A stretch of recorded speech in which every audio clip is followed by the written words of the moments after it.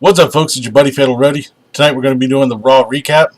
We started off tonight, as we do every week, with a recap. This one's about Samoa Joe and Roman Reigns. We then cut to the ring, where Samoa Joe is cutting a promo on the Shield. He says he's not impressed with the Shield, and that he doesn't need the help of the Bar or anybody else to finish what he started. He then calls out Roman Reigns, then continues to start running his mouth until Roman Reigns comes out. As soon as Roman Reigns gets into the ring, they start fighting. Shortly afterwards, Sheamus and Cesaro come out and get involved. Then Dean Ambrose and Seth Rollins come out and start fighting with the Bar. Then Samoa Joe and Sheamus and Cesaro beat down on the Shield. Now, I thought Samoa Joe said he didn't need the help of the Bar to finish what he started. Dude! This intro took way too long, as usual. They probably could have cut this one down and save some time for matches, as we'll get into later on in the recap.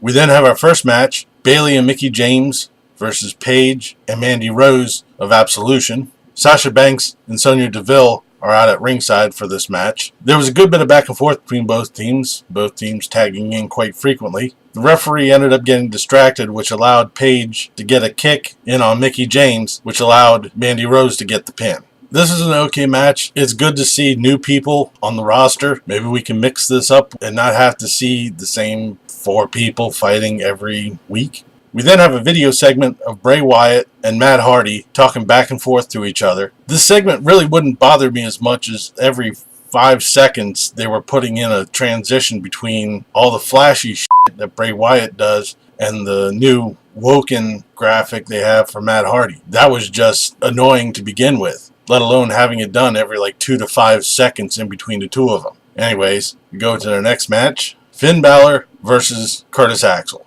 Right before the bell, Bo Dallas and Curtis Axel start beating down on Finn Balor. As soon as the match starts, Curtis Axel continues beating Finn Balor. Shortly afterwards, Finn Balor fought back, got the sling blade on Axel, drop kicked him in the corner, and got the coup de grace for the pin. We then have a backstage segment with Kane talking about how he's going to beat Braun Strowman and then go on to face Brock Lesnar and win the Universal title. Oops. We then have Sheamus versus Seth Rollins. Once again, we're going to be seeing these people another 5,682 times.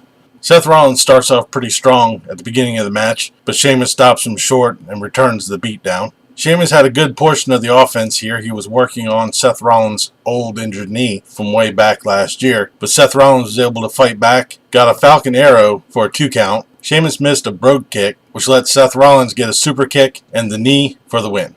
This was an alright match. Once again, we've seen it before. We'll probably see it another 500 more times between now and Royal Rumble. Hopefully, after they move the belts off of the Bar, we can get on to someone else. Put somebody else in the fight for this. This is getting old, once again.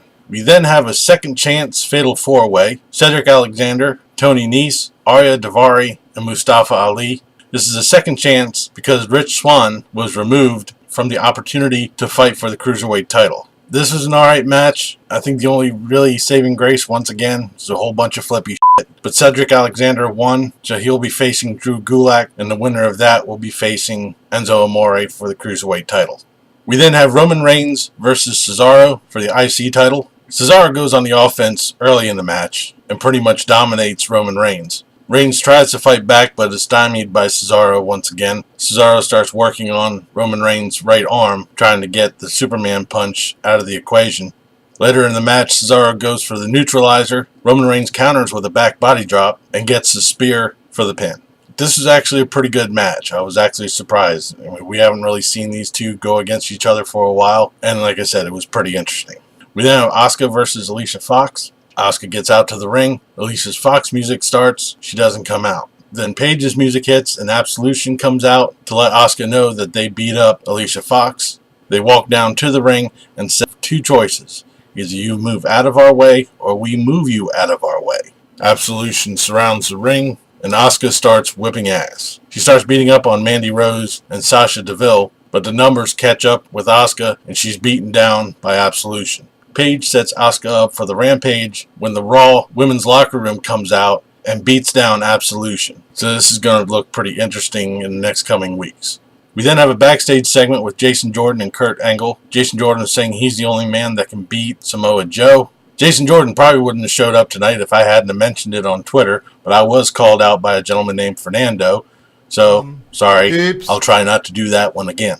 We then have Dean Ambrose versus Samoa Joe. Jason Jordan is sitting out on the stage on a chair. What the fuck? Samoa Joe beats down on Dean Ambrose. He suplexes Dean Ambrose and starts taunting Jason Jordan. Jason Jordan goes out to ringside.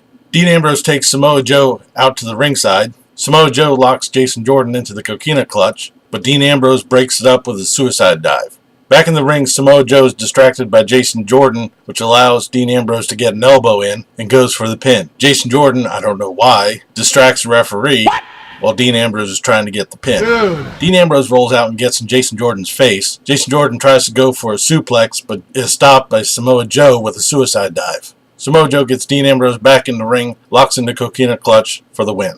We then come to our main event, Braun Strowman versus Kane. After a very long recap and the commercials, we finally get to the match. Braun Strowman begins pummeling Kane. Kane was able to get a chokeslam in on Braun Strowman, goes for the pin, gets a 2 count. Kane tries it again, chokeslam, pin, 2 count. Braun Strowman then returns the favor, gives a chokeslam to Kane. He tries the pin, once again, 2 count.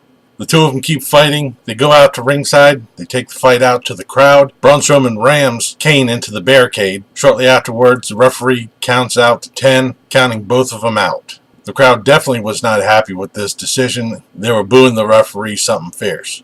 Afterwards, Kane and Strowman continued fighting. Tables were brought out. Chairs were brought out. All of this culminating into Braun Strowman power slamming Kane through a table and standing tall at the end of the show.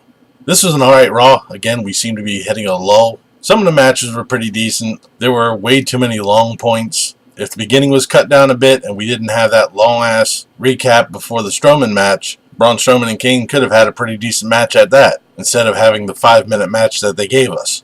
But that'll do it for the Raw recap. I'll be back tomorrow for the SmackDown review. Leave a comment down below what you thought of tonight's SmackDown, what you thought of this video. If you liked it, please give me a thumbs up. Don't forget to share and subscribe. I've been Fatalroadie. You've been awesome. Thank you very much for watching. Remember, it's too loud, you're too old. See ya.